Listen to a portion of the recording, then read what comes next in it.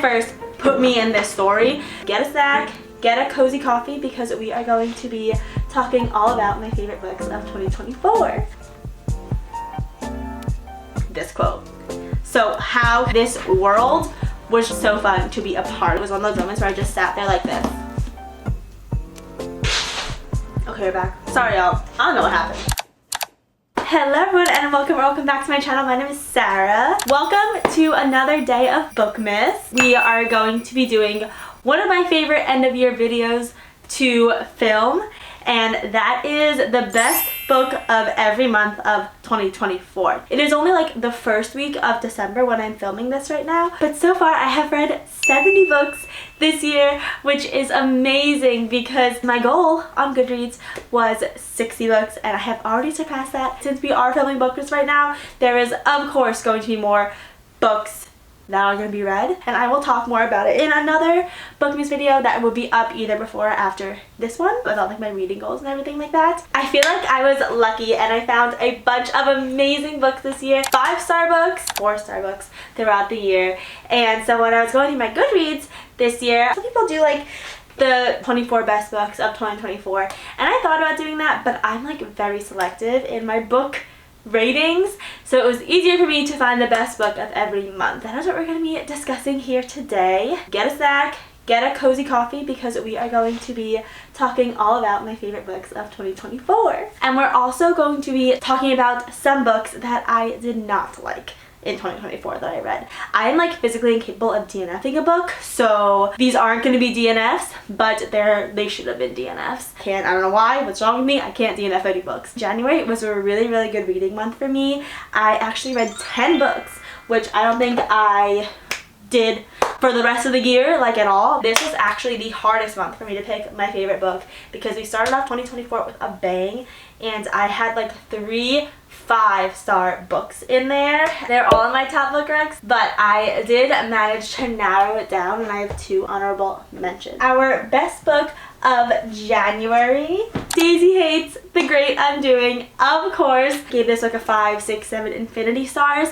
I think about this book almost every day. Look at all of these amazing quotes on here. I believe that I have a video up on my channel of me reading all of these books, so I will leave that below in the description if you want to check out the actual like live reactions of me finding 5-star books. It is like a visceral feeling. This was the last book in the Magnolia Park series before Into the Dark came out. Daisy Hates The Great Undoing has such a special place in my heart because even though it is not like a Magnolia BJ book, it's a Daisy Christian Julian book.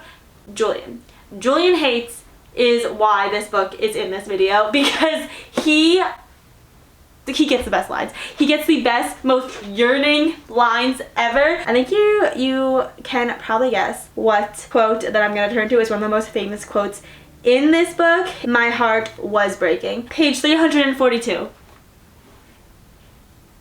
I'm going to cry thinking about it. This book, okay, so sorry, I just got really excited when I talk about these books and I forgot to tell you what they're actually about. Basically, the Magnolia Park series is a romance series, and some people really like it, some people don't love it as much. I'm someone who is obsessed with these books. I don't even know if I should call it a romance because there are like toxic things in here, but the characters just feel so real and raw to me, and they feel like my friends. I'm like, there is no way that these people don't actually exist and are gallivanting around London right now. There's no way, because they feel like such real people going through such real raw emotions. Jessa Hastings knows how to break my heart and then build it back together again, all within one book, and that is why Daisy Hates is on this list.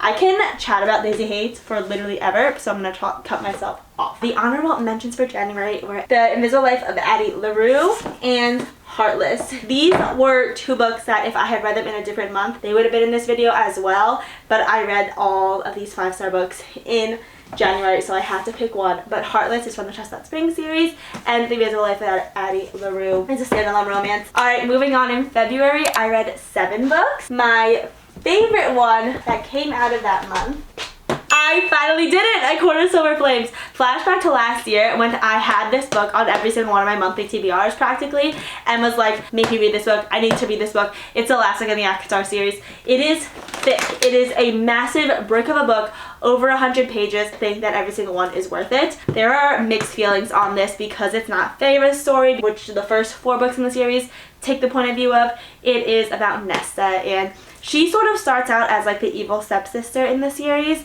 but this is her like redemption arc, and I think that Sarah J Maas did it so beautifully. I feel like this book needed to be this long because she had to go through so many emotions, so much healing, so much setbacks before reaching who she is in the last chapter of the book. I loved it so much. I loved Cassian. I loved Nesta. I started out as someone who didn't really like Nesta, and this book made me love her. She just feels so real to me. Like, she feels like someone who had dealt with so much in her past life and just keeps it all in. And the way that Cassian is there for her, the way that her friends are there for her, that she makes in this book just a strong girl group. I love this book. I want to read this book again. Even though it's massive, I want to read this book again because I love it so much.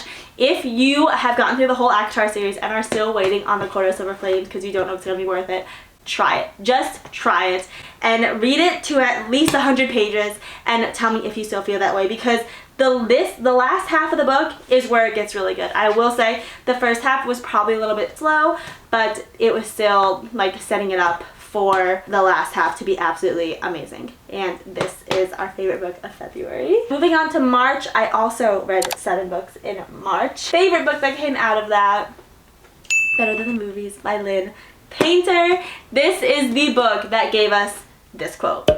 So how could I not mention this book? This quote just sticks with me, and it's so simple, but it's just like, if you know the stories behind it, I love it. I'm obsessed with it. It went viral practically, that quote. This is actually my first book that I ever read by her, and I'm so happy that I fell in love with her as an author and have now some of her other books on my shelves. So this is basically about Liz and Wes, and they are neighbors. They're in high school, I believe.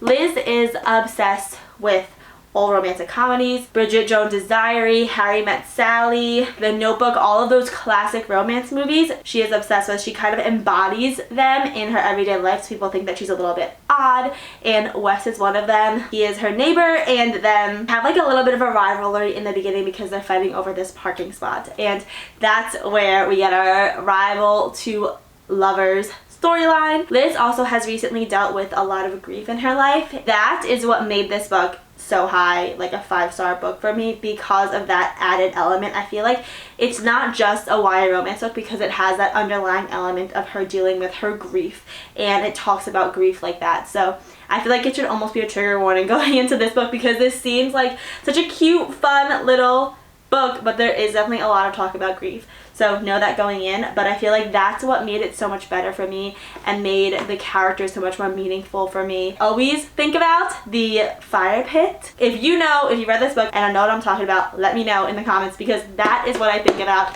That is what I want my background to look like. That scene of them in the fireplace with all the twinkle lights, it stands out in my mind. I actually have the next book in the series, Nothing Like the Movies, and I've been holding off on reading it because I just really liked this book so much that I didn't know there was going to be a second book, because I feel like it was such a good standalone. And then moving on in April, I read only 5 books. The best book to come out of that was Legendary. This was a 5-star book for me. This is the second book in the Caraval series. Honestly, the entire Caraval series is like a 5-star series for me. It's my first experience with Stephanie Garber, and her world building is just so fairy tale-esque and so immersive. I am obsessed with her writing. I just read a Christmas book by her that's in a BOOKMAS video that's probably already up. I feel like her writing made this book one of my favorites because it's the second book in the series, so they're still struggling with some of the romances, there's still problems happening, and it still takes place during Caraval, which is basically a magical night circus, and there's this guy Legend who runs it all. And then you have 2 sisters in this book whose point of views you are in and are in the game and are trying to figure out what's real and what's not real. I could keep reading this book forever. The quotes in here were beautiful. It introduced us to some characters that I know are fan favorites from Once Upon a Broken Heart. This world was so fun to be a part of, and I think about it a lot. This was a good second book. Like, I feel like sometimes I don't love second books. This is a good second book. It did the first book justice and also set up the last book finale so well. For example, the quote that I just turned to, it was the sort of kiss she could have lived in, the sort of kiss worth dying for. Like, it is a fantasy, romantasy, I guess. It's a good intro to fantasy, I feel like, if you're not a big fantasy reader, is the Caraval series. In May, we read 6 books, And the best book to come out of that month was Yours Truly by Abby Jimenez. This was actually my first Abby Jimenez book I ever read, and I was so happy that I ended up rating it 4 or 5 stars. And I had just heard so much about her that I wanted to experience her writing for myself, and Yours Truly did that for me. Hold on one second, I'm dying. Okay, we're back. Sorry, y'all. I don't know what happened. Actually, I didn't realize this before, but it is the second book in a interconnected romance series. The first book is Part of Your World. The third book is Just for the Summer. And I read this book without reading those two, so you don't have to read those two. That's why it's a standalone, interconnected. Loved our romance and our relationship in this. It is about Dr. Brianna and Dr. Jacob. I love the anxiety representation in this. So Jacob has anxiety. I believe it's social anxiety. The way that the author portrays how it feels, I just connected with so deeply. I felt so seen, and I like when authors can delicately handle that type of topic so thoroughly, and I feel like Abby Jimenez did a really good job in this book. It starts out with them actually writing letters to each other. It starts out as right away, practically page 1, they're enemies because Brianna thinks that Jacob stole her position that she's been working for years, and he just came in and took it. And then, you know, they start exchanging letters. He apologizes. She starts to learn more about him. And then you have a fake dating in there. You know, I'm gonna love that. I just love the way that Brianna helped Jacob so much with his social anxiety. One scene that sticks out to me a lot is when he was going to meet all of her friends, all these new people. She knows he has social anxiety. So she basically sent him a whole rundown of, here's who'll be here, here's where you can park, here's what you should expect.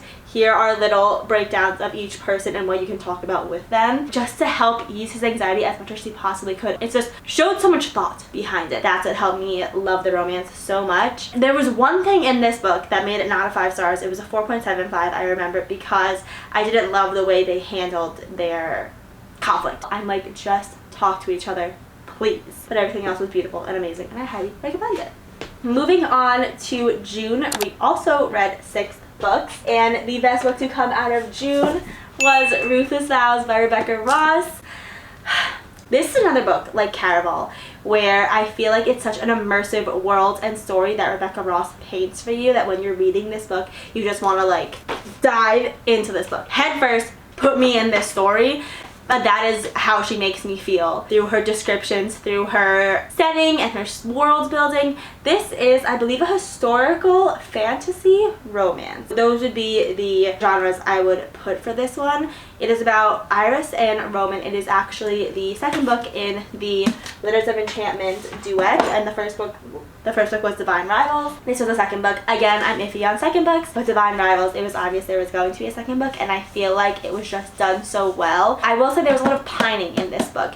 Like, it's definitely not a romance where they're always together. They are rarely together, and I feel like that's what made the romance so much more interesting and so much more engrossing to me, just because they are not together, but they're always thinking about each other and doing things for each other that don't involve being together physically. There are these magical typewriters, and that's a magic system in this world. Iris has one, Roman has one. You'll have to read the first book to figure out how they meet and how their typewriters work and everything like that. I don't want to do any spoilers in this video, but just know that when I finished this book, I literally closed it, and it was one of those moments where I just sat there like this,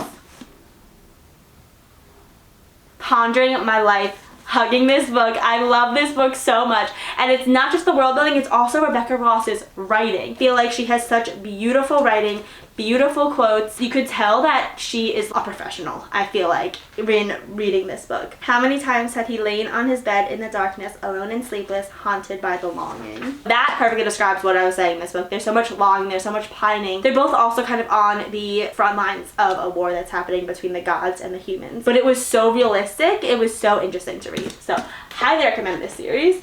In July, we only read 4 books. I had one of my favorite books to come out of July. That is Funny Story by Emily Henry. This was Emily Henry's new release this year. I just love Emily Henry. I feel like her characters are so relatable and realistic to me as someone in my 20s. She writes it as a romance, but it's also like almost like a woman's literary fiction where the main character is always dealing with something else that doesn't involve the romance at all. And I feel like that just makes the character more realistic and a deeper story than just if it was like a fluffy little romance, because there definitely are some beautiful romance quotes in this book and beautiful romance scenes in this book, but it's also the way that she fleshes out her characters to make them feel like real people. This book was about Daphne and Miles. Their exes end up marrying each other. So Miles and Daphne, our main characters, move in together.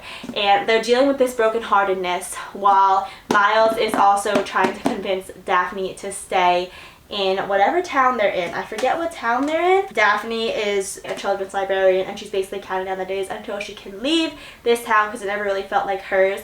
And that's one of my favorite things that Miles does in this book, is he takes her along on these like little mini adventures to show her the beauty of the town that don't have to involve Peter, her ex that she wants nothing to do with. I just love a good, romantic, thoughtful male main character, and he's also someone that grows on you. Like, I feel like his introduction, the way that Emily Henry introduces him, isn't like, yes, that guy's so attractive. Honestly, the more you read about him, the more you see the things he does for Daphne, he became one of my favorite male main characters. It wasn't like an immediate like Xaden in Fourth Wing when I was like, this man is perfect, I need him right now. Miles like grew on you. It's so cool that Emily Henry could do that in a book. In August, I read 4 books, and my favorite book is not even an actual physical book. It is a fan fiction. I dove into fan fiction with this book this year, and that is Breckinson Battle Scars. Honestly, I never thought that I'd be someone to talk about this on my channel, but I have become a fan fiction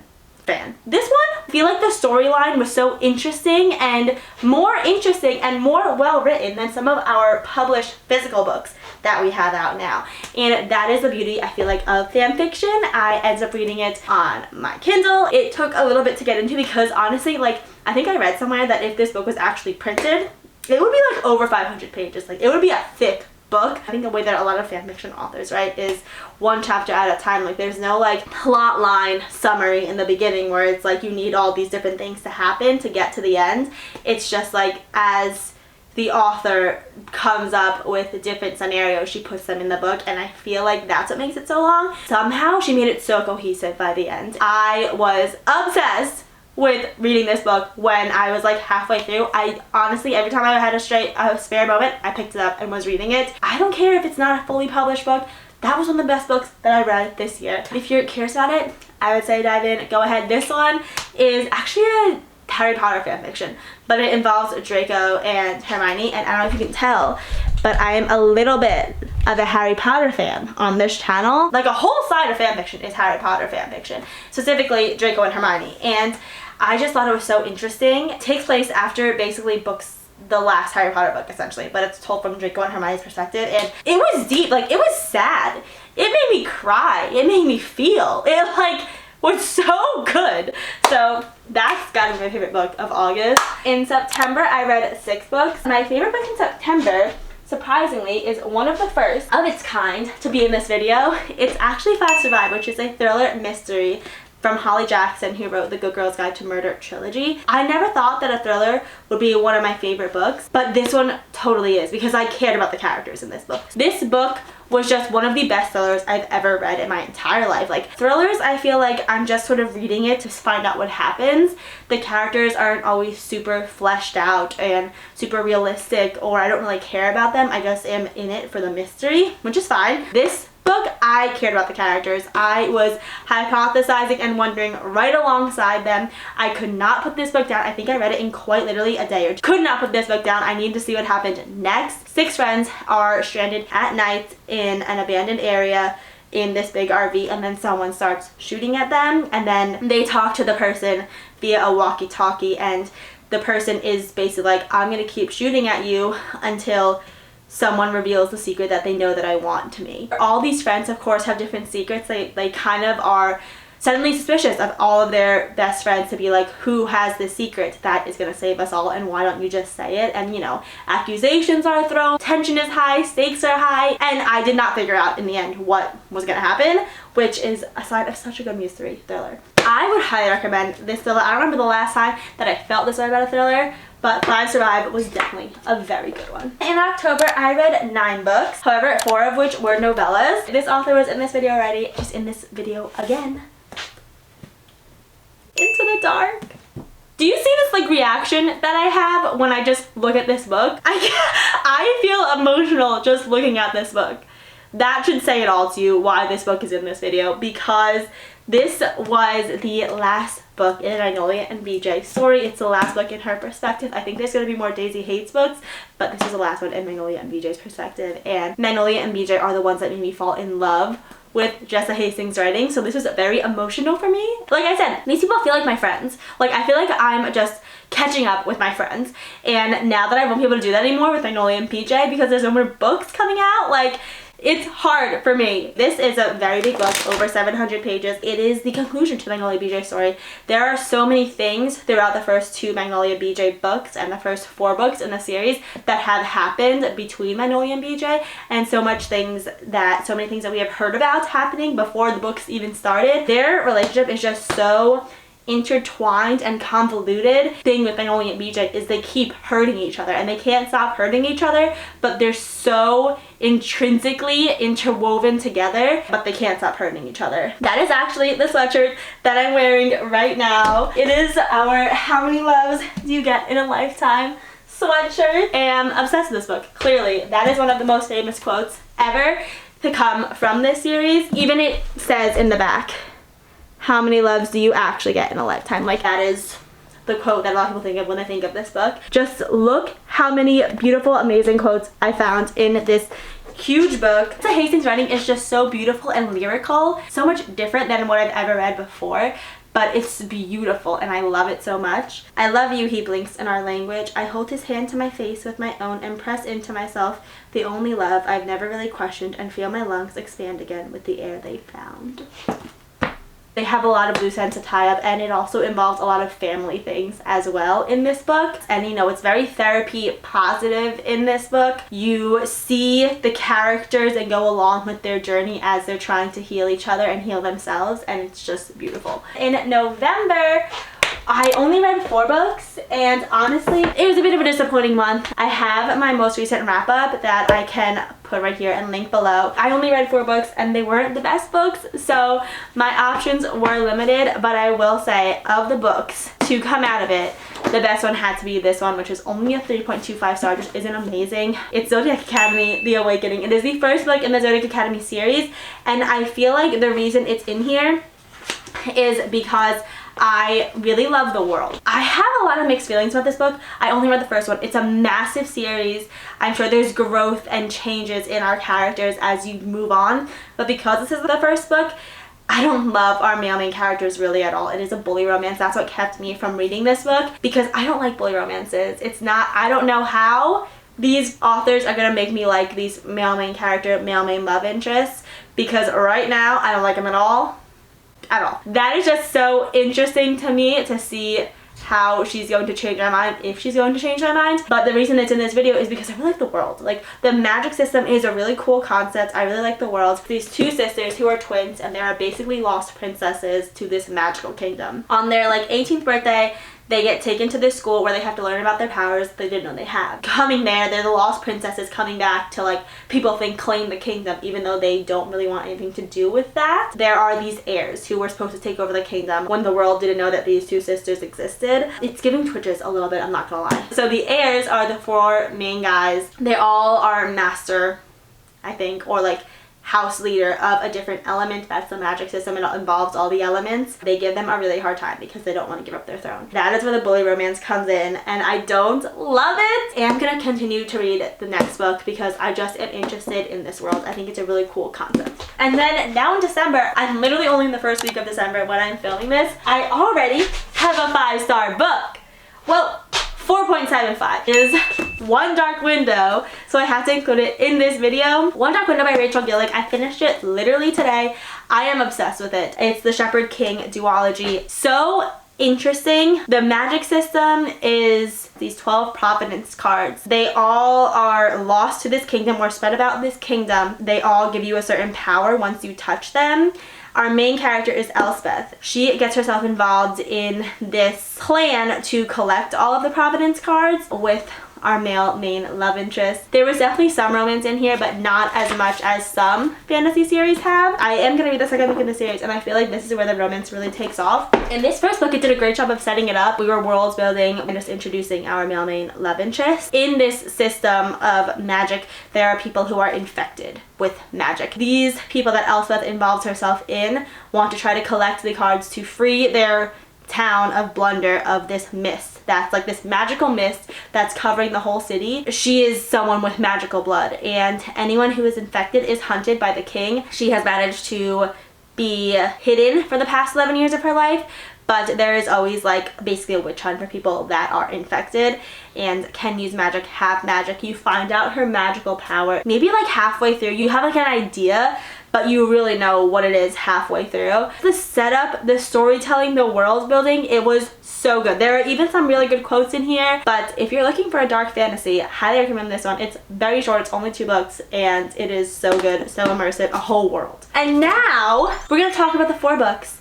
that I didn't love. Beautiful Disaster, The Summer After Me and You, and Girl Abroad. These 3 books were my least favorite of this whole year. Like I said, I am incapable of DNFing books, so I did not DNF them. I read them fully.